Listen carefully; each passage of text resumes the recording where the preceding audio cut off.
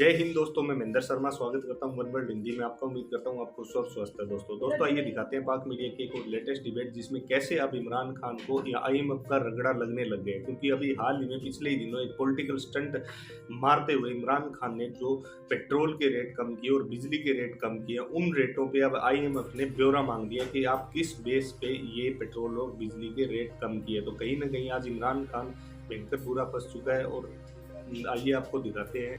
एक कदम आगे और 2 कदम पीछे जाने का कह रही है, टैग लगा रही है और ये कह रही है कि कभी आप 1 कदम आगे आते हैं, 2 कदम आप पीछे चले जाते हैं। IMF जब किसी मुल्क को नाज़रीन कर्ज देता है तो इस मुल्क के साथ पहले से तय कर लेता है कि रेवेन्यू और अखराजात इसमें खसारा ना हो और वो अपने दिए हुए कर्ज़ों पर नज़र रखता है। पाकिस्तान इस वक्त $6 अरब के प्रोग्राम में तकरीबन 50% ले चुका है, जबकि आइंदा 1 अरब की किस्त फंसी हुई है, अभी तक मिली नहीं है, जबकि मुज़ाकरात भी इस पर हुए।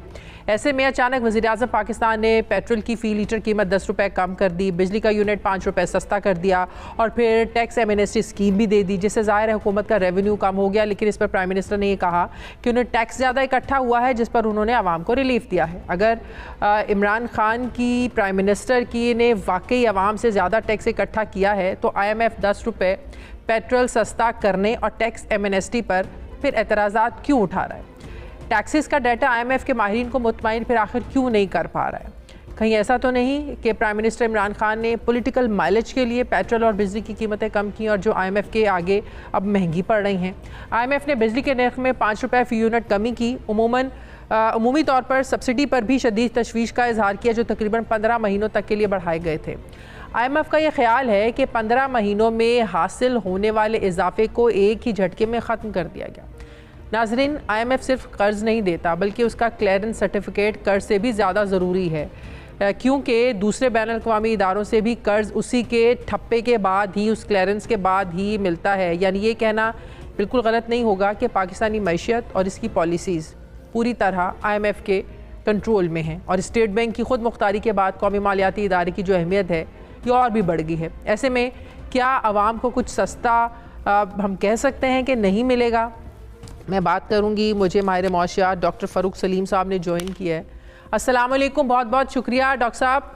डॉक्टर साहब, पेट्रोल का 10 रुपये लीटर सस्ता होना, बिजली का 5 रुपये यूनिट इसको सस्ता करना, IMF इसको क्यों हज़म करने को, डाइजेस्ट करने को तैयार नहीं है? क्यों वो कह रहे हैं कि आप 1 कदम आगे बढ़ते हैं तो 2 कदम आप पीछे हट जाते हैं? जब प्राइम मिनिस्टर ये कह रहे हैं कि मैंने रिलीफ दिया इसलिए क्योंकि मैंने टैक्स ज़्यादा इकट्ठा किया, तो जो डेटा है ये क्यों मुतमईन नहीं कर पा रहा IMF को? देखिए, हक़ाइक़ कुछ ऐसे हैं कि वज़ीर-ए-आज़म साहब इस वक्त अपनी सियासत की, मैं समझता हूँ, सियासी बका की जंग लड़ रहे हैं। एक तरफ तो आपने देखा कि वो लॉन्ग मार्च में निकले हुए थे बिलावल भुट्टो जरदारी साहब, दूसरी तरफ वो अदम एतमाद का जो वोट है वो सारी ऑपोजिशन इकट्ठी मिल बैठी है। तो सियासी बका की जंग हो रही है और उसका मुकाबला करने के लिए, आवाम की सपोर्ट हासिल करने के लिए वज़ीर-ए-आज़म साहब जो हैं वो माशी हथियार इस्तेमाल कर रहे हैं।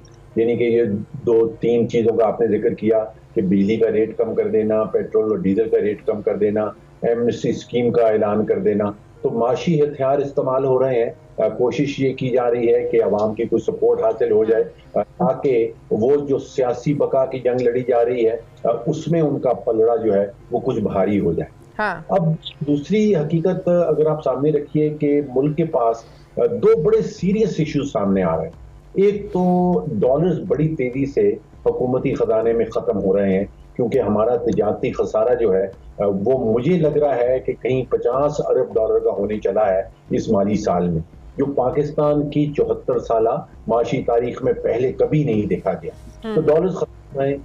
और दूसरा बड़ा सीरियस इशू जो सामने आने वाला है, अगले चंद हफ्तों में नजर आने लगेगा कि जो ऐलानात वज़ीर-ए-आज़म साहब ने किए हैं पेट्रोल और डीजल के हवाले से, उनके नतीजे में पेट्रोल और डीजल में कहीं बड़ी किल्लत, बहुत ही शॉर्टेज पैदा हो जाएगी मुल्क के अंदर।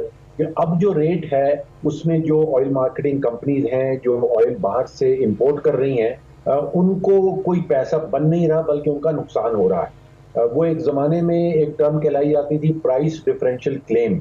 वो ये होता था कि पेट्रोल की कंपनियां बाहर से महंगा तेल ला रही हैं पाकिस्तान में सस्ता बेच रही हैं, तो वो जो डिफरेंस था वो हुकूमत उनको वापस किया करती थी एज प्राइस डिफरेंशियल क्लेम। तो एक तो ये सोचिए कि एक नया गर्दशी करता खड़ा हो जाएगा, क्योंकि ऑयल बाहर से महंगा आ रहा है और वजीर आज़म साहब ने ऐलान कर दिया है कि यहाँ सस्ता बेचा जाएगा। तो इसका मतलब तो ये हुआ, जो बात मैंने अपने इंट्रो में भी की, कि पॉलिटिकल माइलेज हासिल करने के लिए, क्योंकि इस वक्त बड़ा सीरियस किस्म का पॉलिटिकल क्राइसिस चल रहा है, अदम एतमाद की जो तहरीक है, अपोजिशन बड़े दावे कर रही है, हुकूमत उसको ज़ाहिर है हुकूमत के अपने दावे, हुकूमत अपने ताई कॉन्फिडेंट बैठी हुई है, तो ये सिर्फ अवाम की एक लेने के लिए, एप्रिसिएशन लेने के लिए कि आवाम को लगे कि प्राइम मिनिस्टर उनके लिए बहुत सोच रहे हैं, पॉलिटिकल माइलेज के लिए, कि कल तक जो ऑपोजिशन बड़ी तनकीद करती थी महंगाई को लेकर, जो 23 मार्च को महंगाई मार्च भी करने जा रहे हैं, उसको ज़रा थोड़ा ठंडा किया जा सके उस सारी सिचुएशन को। जी बिल्कुल, आई थिंक आप सही सिम्त में जा रही हैं। मामला ये है कि तकरीबन 350 अरब रुपए का नुस्खा है जो वज़ीर आज़म साहब ने ऐलान कर दिया है। अब 350 अरब रुपया बजट में तो कहीं है नहीं। तो ये लगता है कि टेम्परेरी सा ऐलान है, सिर्फ किसी इसका बोझ वैसे हुकूमत कितने महीनों तक उठा सकती है? ये 1 महीने तक भी नहीं उठा सकती। इन्होंने कहा कि 4 महीने का हमने फ्रीज कर दिया है टिल नेक्स्ट बजट। 4 महीनों का खर्चा जो है वो तकरीबन 350 अरब आ जाएगा। उसकी शर्त ये है कि आलमी मंडियों में तेल की कीमतें ना बढ़े। अगर वो मजीद बढ़ जाए तो ये नुस्खा और महंगा हो जाएगा। तो हुकूमत मेरा ख्याल है जानती है कि ये टेम्परेरी एक उन्होंने ऐलान कर दिया है, सस्टेनेबल नहीं है, ज्यादा अरसे तक नहीं चल सकता।